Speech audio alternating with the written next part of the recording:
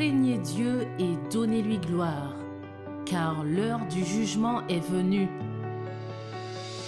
L'heure est venue d'adorer celui qui a fait le ciel, la terre et la mer et les sources d'eau. La Bible nous recommande de garder ses commandements et de suivre l'agneau partout où il va. Ainsi, le petit troupeau est un ministère qui souhaite, à travers l'étude de la parole de Dieu, faire connaître la lumière du monde, Jésus-Christ le juste.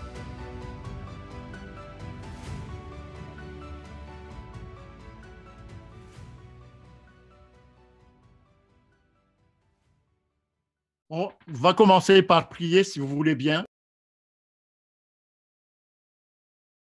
Notre Père qui es aux cieux, nous voici sous ton regard ce soir pour approfondir ta parole et connaître la vérité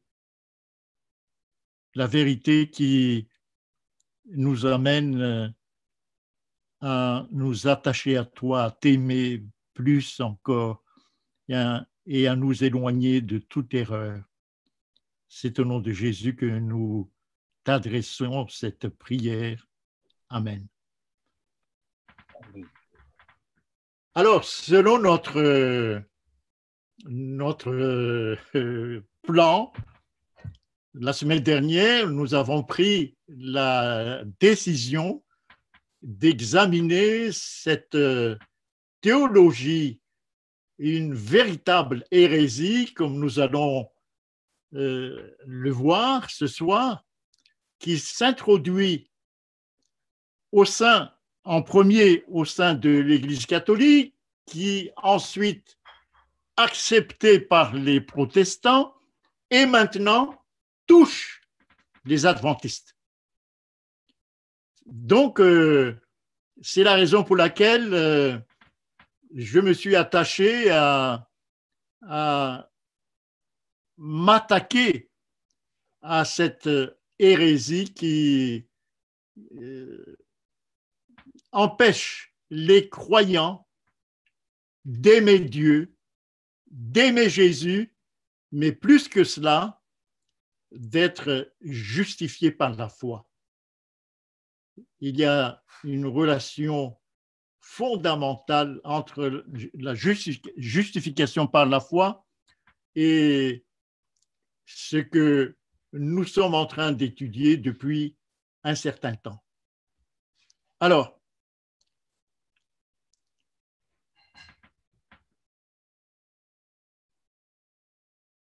la théologie du péché originel s'installe maintenant dans l'Église adventiste d'une manière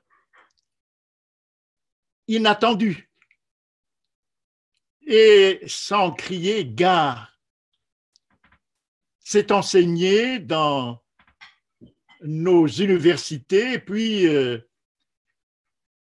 les étudiants vont dans les églises et répandent aux membres cette nouvelle théologie.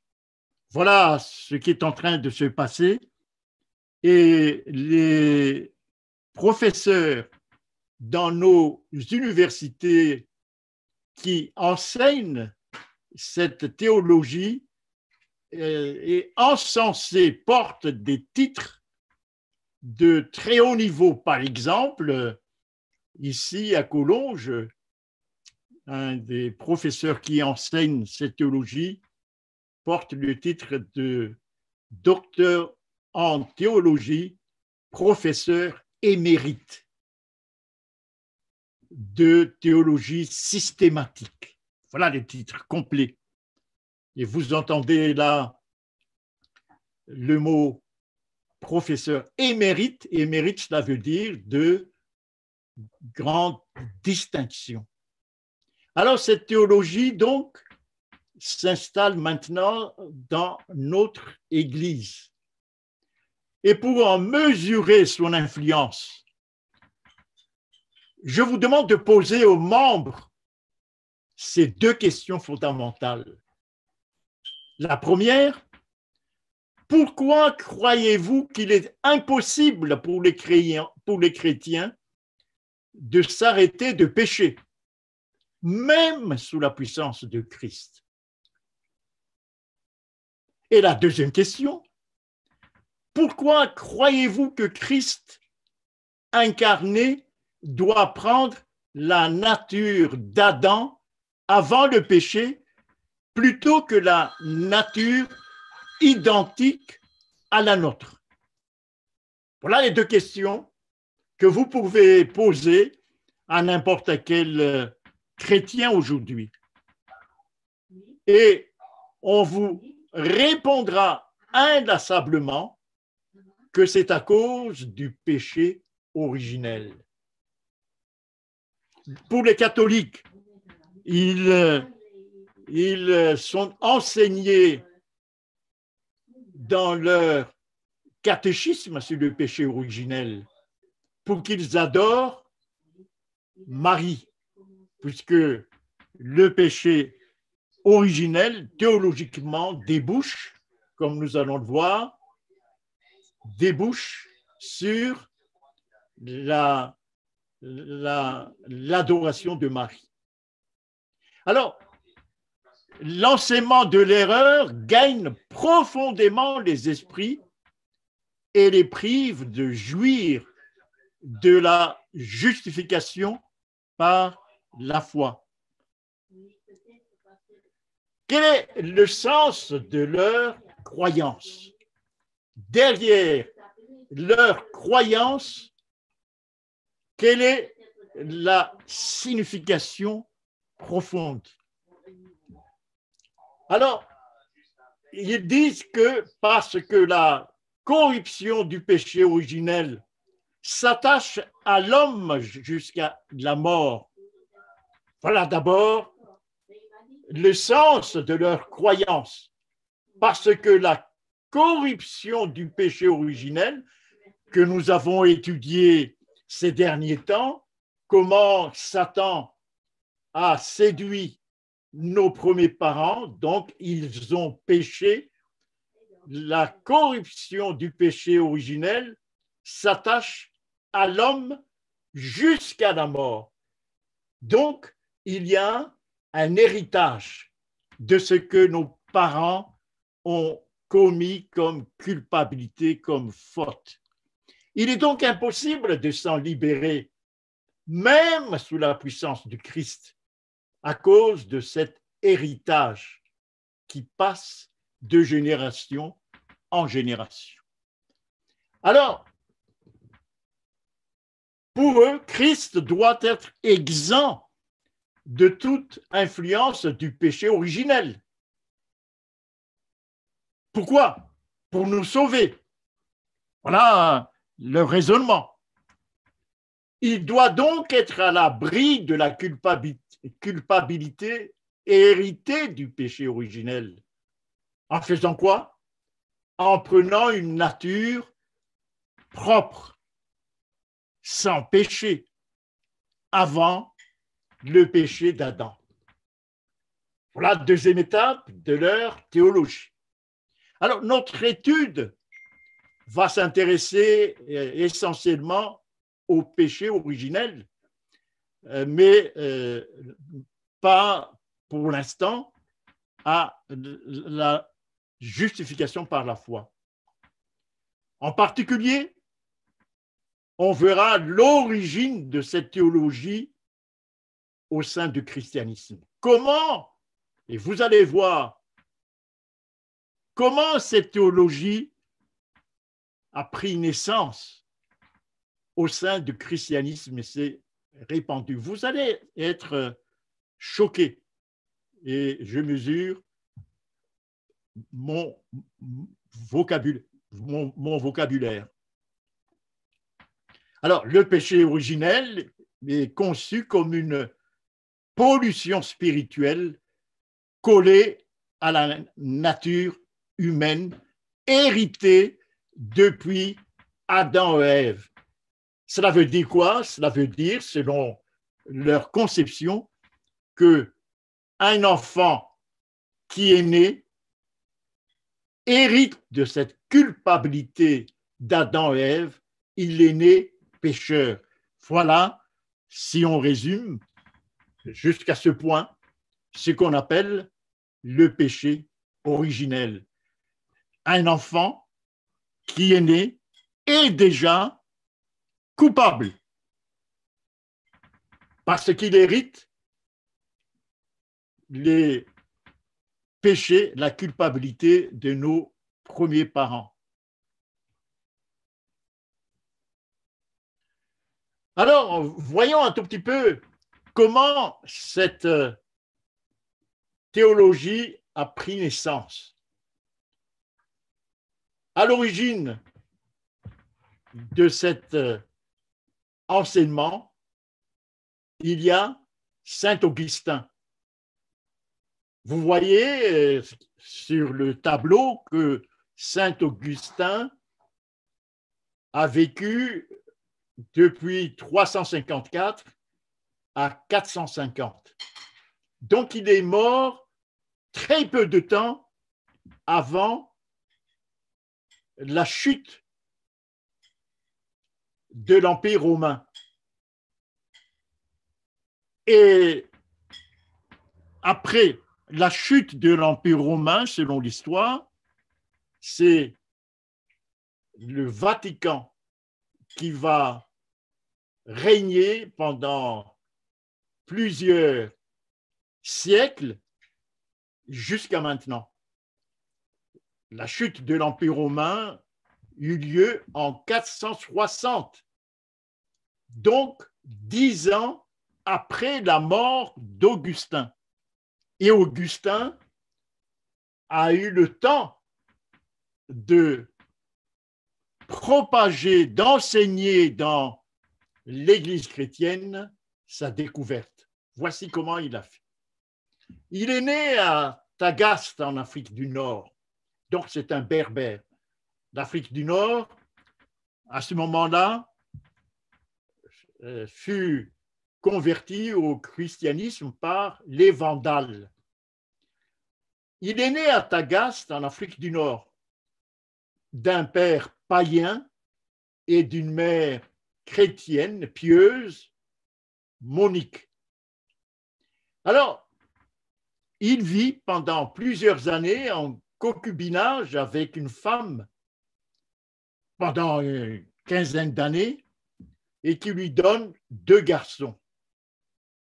Il mène en même temps une vie dissolue et il déclare dans son autobiographie, il déclare qu'il a honte de ne pas avoir honte de cette vie dissolue. Alors, après une vie orageuse, il se convertit au christianisme par saint Ambroise à Milan, donc au nord de l'Italie. Il a pris une autre femme, sa seconde concubine, et devient prêtre et évêque d'Hippone, en Afrique du Nord. Donc, après sa conversion, on a remarqué ses talents intellectuels et on l'a nommé prêtre et évêque. Mais la tension de son célibat et de ses appétits sexuels devient de plus en plus important en lui.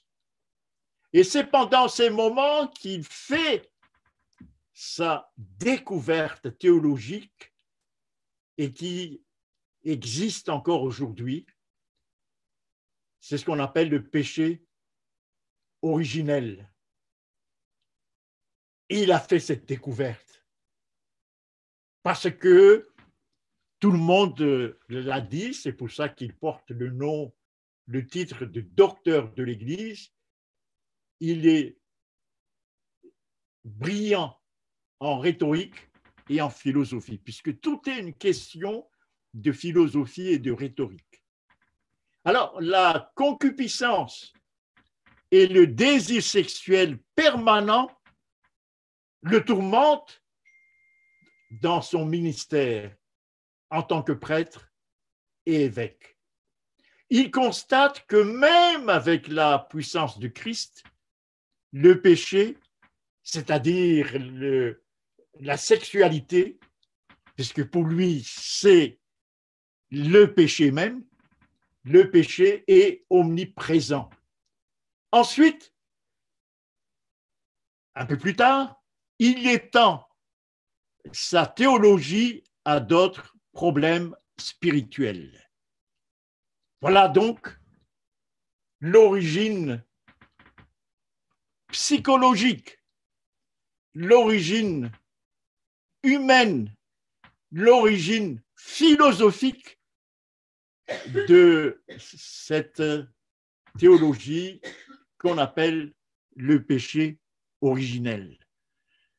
Au départ, par conséquent, comme nous venons de le souligner, c'est l'incapacité de saint Augustin de résoudre son appétit sexuel. C'est ça, l'origine du péché originel. Quelle est, à partir de là, sa théologie, son enseignement? Il est convaincu que le désir sexuel est un péché. Ça, c'est le fondement de sa théologie. Il est convaincu que le désir sexuel est un péché, même à l'intérieur du mariage. Et selon lui, la procréation est un péché. Autrement dit, le fait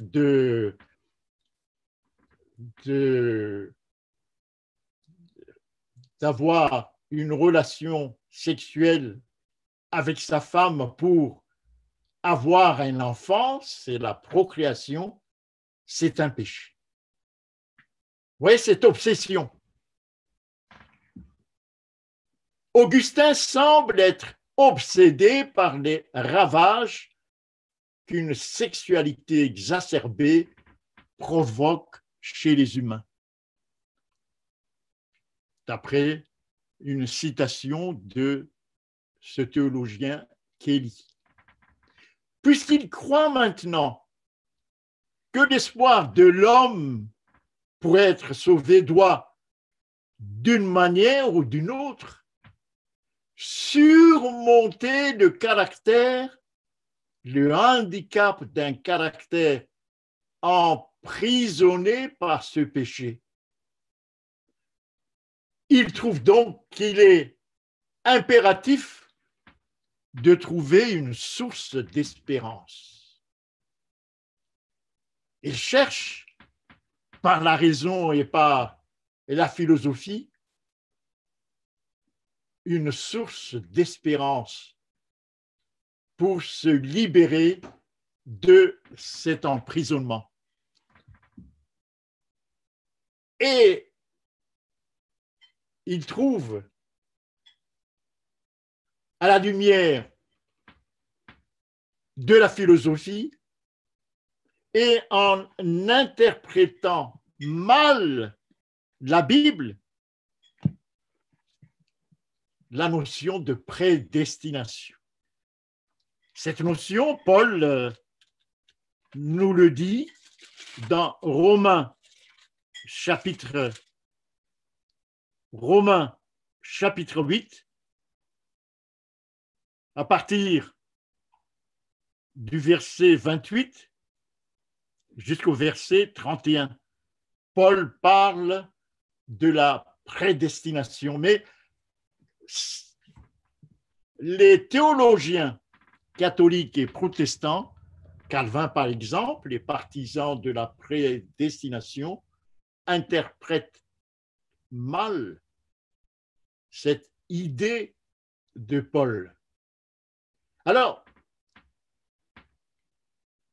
cette prédestination est le souverain décret de Dieu. Dieu est souverain. Si Dieu a décidé que vous êtes sauvés bien avant votre naissance, alors vous ne devez pas vous inquiéter de vos fautes spirituelles ou de vos défauts de caractère. Votre salut est assuré, quelles que soient vos lacunes. Voilà la théologie de la prédestination. C'est le souverain décret de Dieu. Il vous a prédestiné à être sauvés. Et vous serez sauvés, quelles que soient les circonstances. C'est ça la prédestination. Oui, c'est lorsque vous lisez ces théologiens qui parlent de prédestination, vous vous posez la question, mais ils enferment réellement l'homme dans une prison que même la grâce du Christ ne peut pas vous libérer.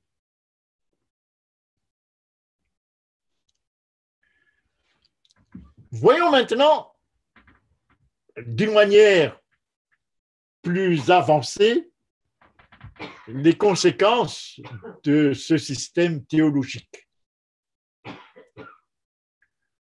En plus, premier point, d'abord, en plus de sa propre déficience de caractère, donc tout homme a une déficience de caractère, tout homme est coupable, disent ces théologiens partisans du péché originel. Tout homme est coupable devant Dieu en héritant la culpabilité d'Adam. Vous voyez cet héritage-là qui passe de génération en génération. Tout homme est coupable devant Dieu en héritant la culpabilité d'Adam. Alors, cette culpabilité du péché originel, selon cette théologie, se termine si on se fait baptiser. Par contre, les fautes morales persistent jusqu'à la fin de la vie.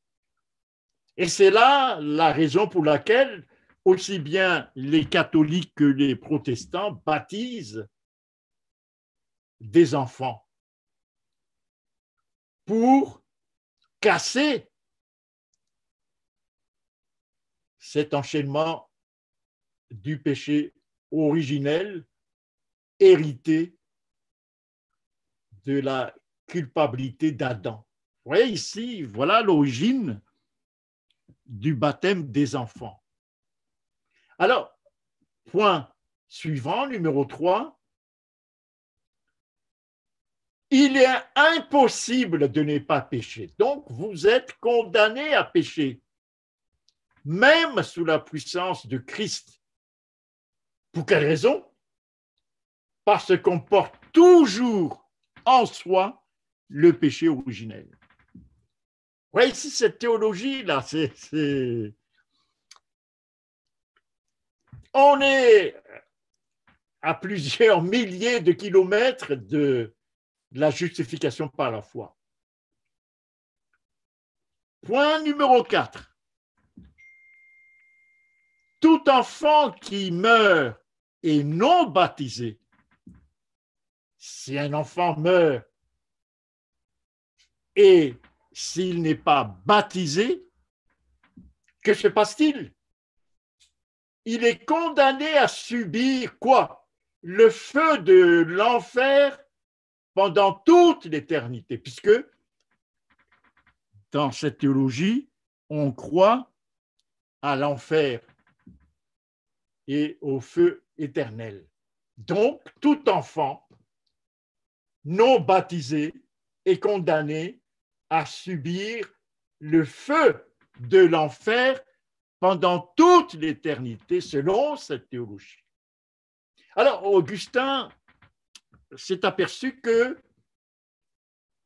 ce sort des enfants est trop difficile à admettre.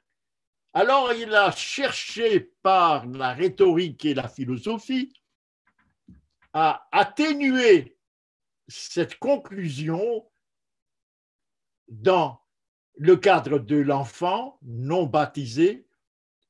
Il a fait appel à la théologie de Saint Jérôme.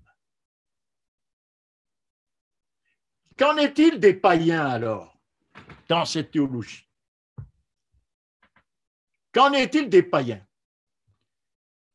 Alors, tout païen non baptisé est condamné à subir les flammes de l'enfer pendant l'éternité. C'est un tout petit peu comme un enfant qui meurt non baptisé. Et les protestants ont adopté cette théologie en apportant quelques aménagements. L'aménagement que les protestants apportent, c'est cet enfer avec le feu éternel.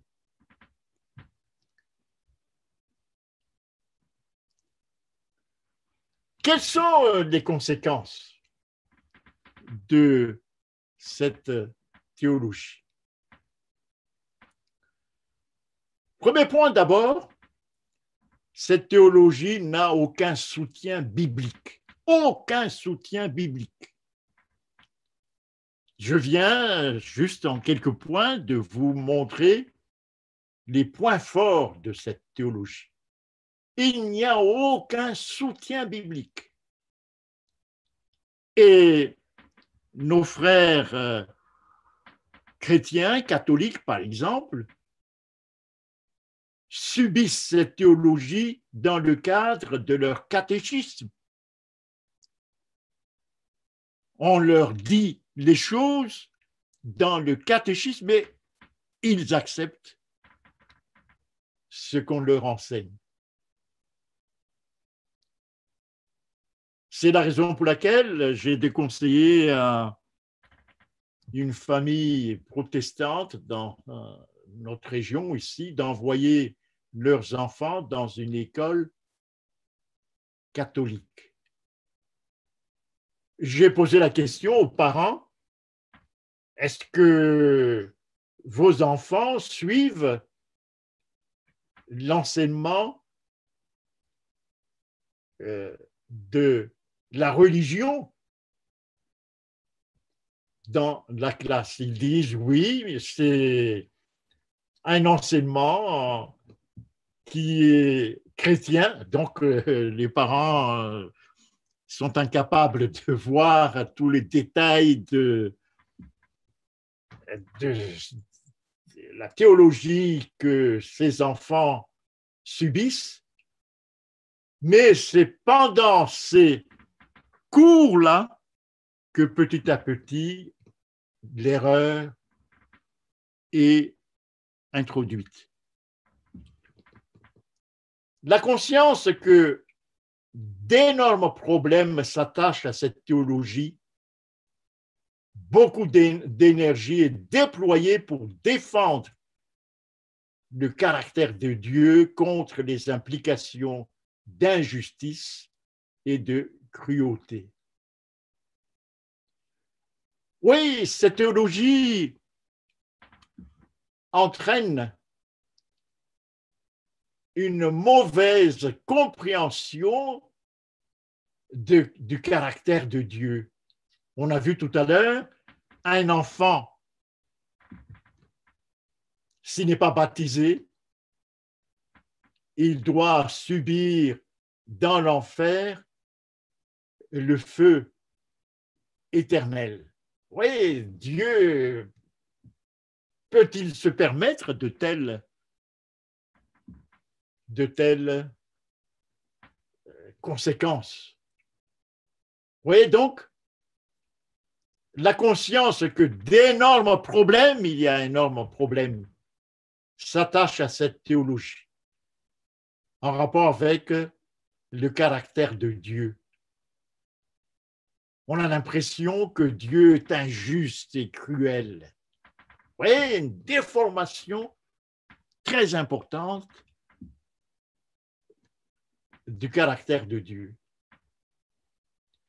Comment les hommes concernés par les fautes d'Adam, comment les hommes sont-ils concernés, impliqués par les fautes d'Adam? Il y a des siècles avant même que ces hommes soient nés ou que ces enfants soient nés. Comment ça se fait-il qu'ils sont concernés, ils héritent les fautes commises par Adam il y a des siècles? Et comment un Dieu juste, puisque c'est le caractère de Dieu,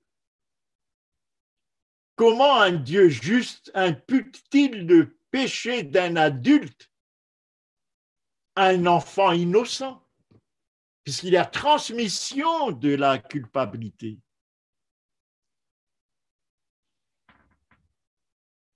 Et comment un Dieu juste confine-t-il un petit enfant à subir pendant des siècles les flammes de l'enfer s'il n'est pas baptisé?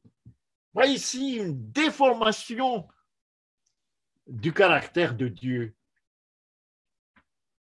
Et voilà, le Dieu qu'ils adorent, c'est un Dieu dont le caractère est tout ce qu'il y a de plus cruel. Voyez ici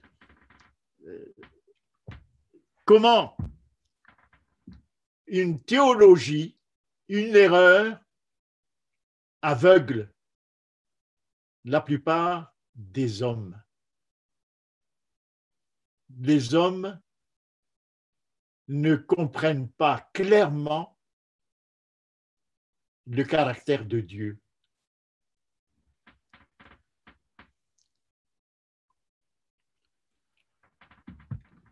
Point suivant dans cette théologie. Si l'homme est coupable simplement parce qu'il est né au sein de la race humaine,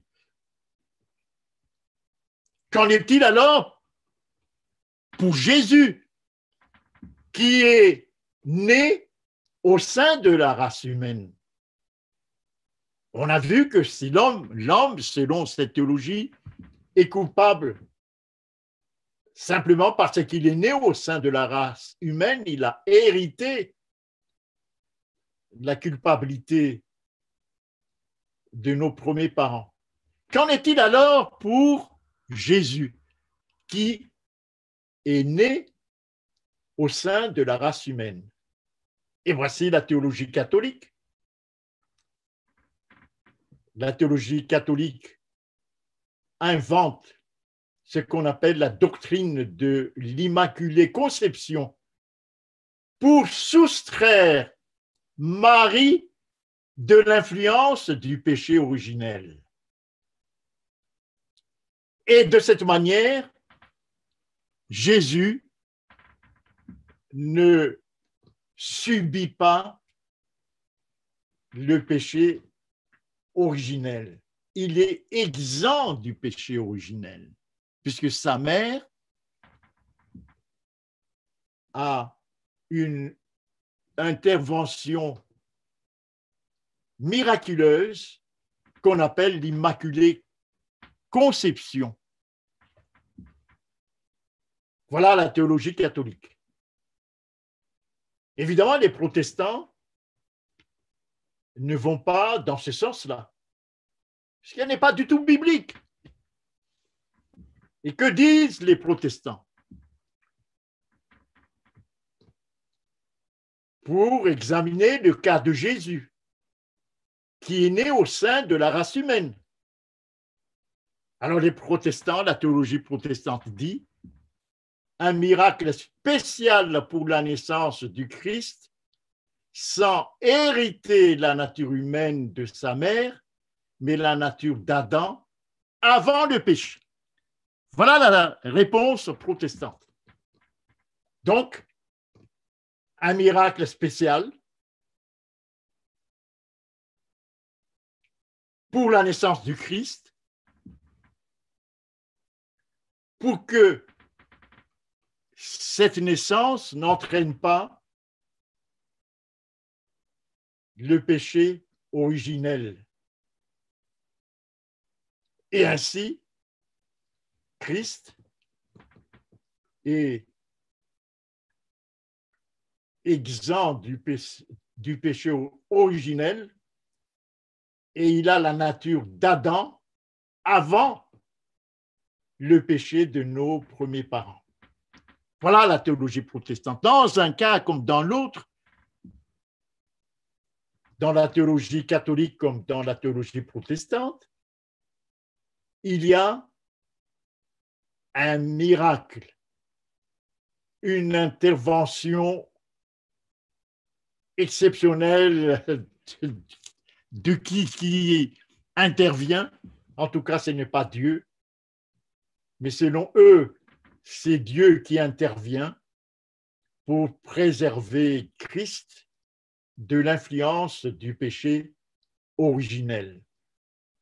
Dans un cas comme dans l'autre, il n'y a aucun soutien biblique. Aucun. Tout repose sur la raison humaine, la rhétorique et la philosophie.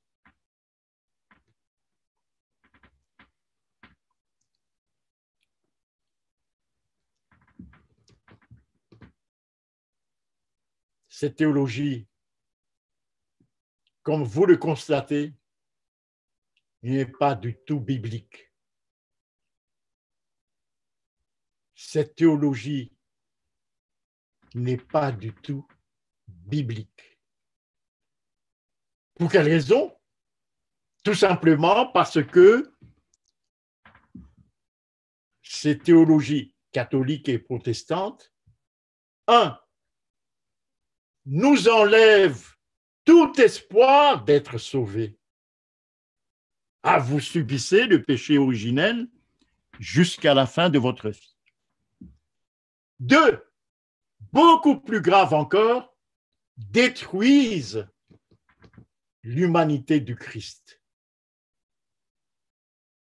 Cette deuxième conséquence pour moi est beaucoup plus grave. Détruisent l'humanité du Christ. Qu'est-ce que c'est que cette humanité du Christ? Alors, je prends ma Bible dans Romains chapitre 8, verset 3. Romains chapitre 8, verset 3. Quelle est cette humanité du Christ qui est détruite par de telles théologies? Dieu a envoyé, à cause de quoi? Pour quelle raison? À cause du péché, son propre Fils. Où est-ce qu'il l'a envoyé? Dans une chair semblable à celle du péché. Voyez, ici, c'est tout à fait le contraire de cette théologie du péché théologie du péché originel, protestante et catholique. Ellen White a écrit avec une vision très claire de ce que on peut appeler l'évangile de Christ. Elle écrit dans Adventist Home, je crois que c'est traduit en français, je ne me rappelle plus, le foyer adventiste. La chair en elle-même ne peut pas agir contre la volonté de Dieu. La théologie du péché originel dit le contraire en disant la chair, dès que vous êtes né, la chair est déjà pécheresse. Autrement dit, contre la volonté de Dieu. Ellen White dit clairement que la chair en elle-même ne peut pas agir contre la volonté de Dieu. Elle est clairement à l'opposé du péché, de la théologie du péché originel qui est théorisée par saint Augustin à partir de ses frasques sexuels. Si la chair ne peut pas agir contre la volonté de Dieu, selon Ellen White, alors il est clair que la chair ne peut pas être coupable, contrairement à la théologie du péché originel. Mais alors, qui est coupable lorsque l'homme pêche? Qui est coupable? La chair ne peut pas être coupable contre la volonté de Dieu. Qui est coupable alors? Lorsque Adam, Ève et Ève pêchent, est-ce que ce sont leurs yeux, leurs mains ou leur bouche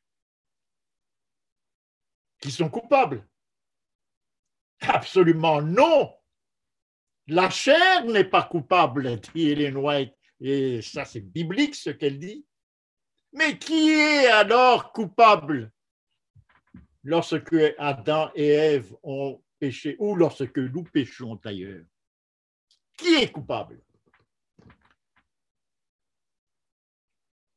Eh bien, Ellen White, dans le livre 5 de témoignages pour l'Église, mais aussi, elle dit dans le livre traduit en français Jésus-Christ, on va lire ce qu'elle écrit, la volonté, dit-elle, la volonté. Vous vous rappelez, on a parlé de la volonté dans nos exposés il y a au début de l'année, de cette nouvelle année. La volonté et la puissance qui gouvernent dans la nature humaine. C'est la volonté qui gouverne toute la nature humaine et qui amène toutes les autres facultés sous son pouvoir. C'est la volonté qui est la puissance qui décide. Oui, c'est tellement vrai. C'est la volonté qui décide. C'est la puissance qui gouverne la nature humaine.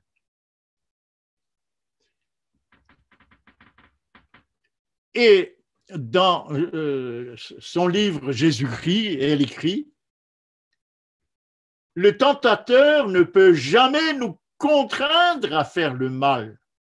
Si vous revenez à nos exposés sur la tentation de nos premiers parents, vous allez vous en rendre compte que le tentateur n'a pas forcé nos premiers parents à pécher. Non.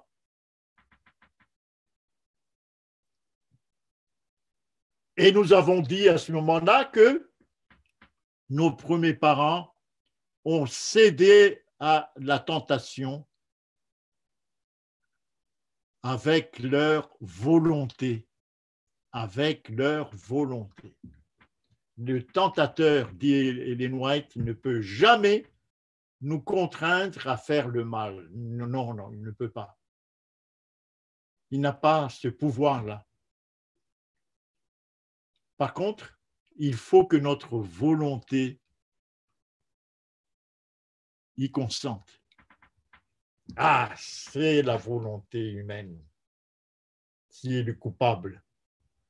La transmission de la culpabilité a toujours été d'une volonté à une autre. Voilà la transmission de la culpabilité. Mais ce n'est pas un héritage de la culpabilité par la naissance. Non, pas du tout. La transmission de la culpabilité a toujours été d'une volonté à une autre. Et seulement, attention à cette deuxième partie, par le consentement de la volonté réceptrice. Et exemple de cela, ce qui s'est passé au Jardin d'Éden. La volonté qui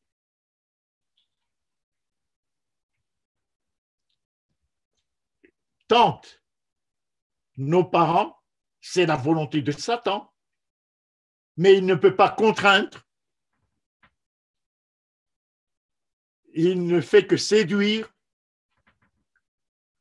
Et la volonté réceptrice, c'est la volonté de nos premiers parents. Leur volonté ont cédé, ils ont péché. C'est la volonté, mais pas la chair, qui est coupable.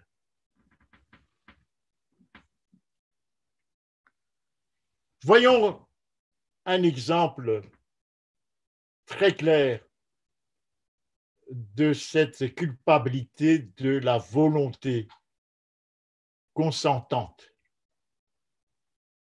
Dans le Jardin d'Éden, Satan volontairement séduit Ève. Nous avons vu ceci.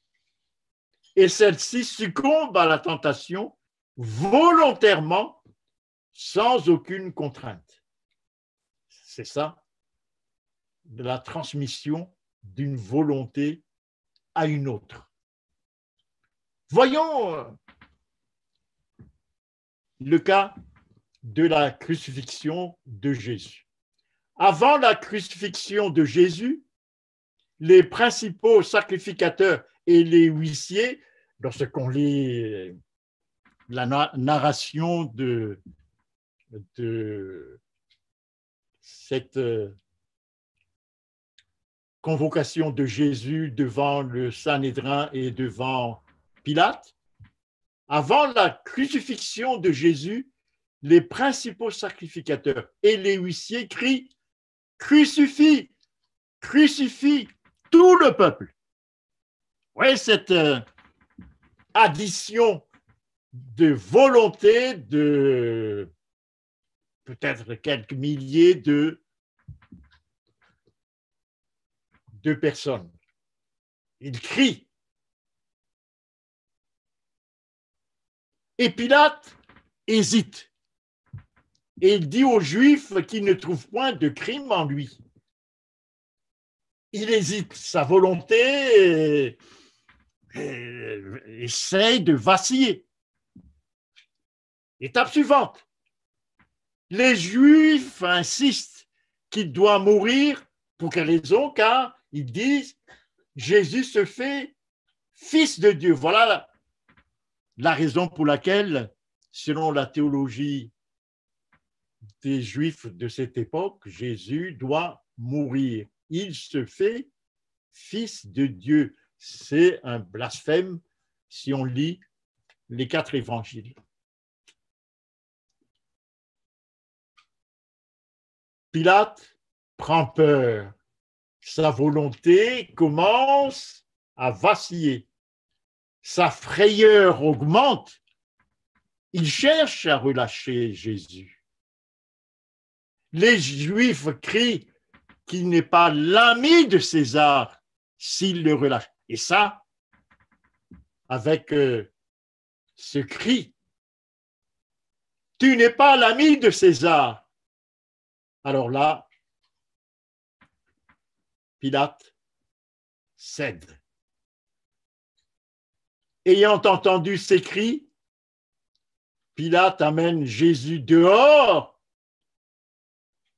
le livre par conséquent à ses bourreaux et il va être crucifié.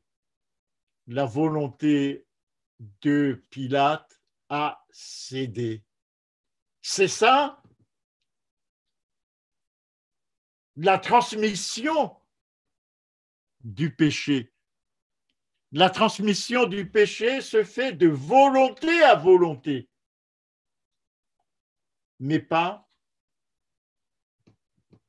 d'une naissance à l'autre, de chair en chair. Non. La transmission du péché se fait de volonté en volonté. Voyez, chers amis, cette théologie du péché originel, nous l'avons souligné, n'est pas biblique. Elle s'appuie sur une découverte par Augustin de son incapacité de dominer par la grâce de Jésus ses élans sexuels. À partir de là, il construit une théologie à l'aide de la philosophie et de la rhétorique. Il passe cette théologie aux protestants. Les protestants affinent un tout petit peu cette théologie. Et actuellement, pour être reconnu dans le monde chrétien, les adventistes, les adventistes introduisent cette théologie d'Augustin au sein de l'Église. Voilà ce que j'ai voulu vous dire ce soir pour connaître les ravages de cette théologie qu'on appelle le péché originel. Nous allons d'abord terminer par la prière. Prions ensemble. Notre Père Céleste, notre Dieu, nous te remercions infiniment pour ces beaux moments passés sur ton regard béni à l'étude de ta parole, qui nous permet, Seigneur, d'approfondir notre connaissance sur toi, Père, et sur ton Fils Jésus. Merci pour cet enseignement majeur pour chacun de nous tous, afin que nous puissions nous remettre en question à propos de cette doctrine que tu as mis, cet évangile que tu as propagé dans le monde et que tu nous demandes d'en faire autant. Merci, Père, pour ce moment béni à tes pieds. Nous te prions au nom de Jésus pour ta gloire. Amen. Amen.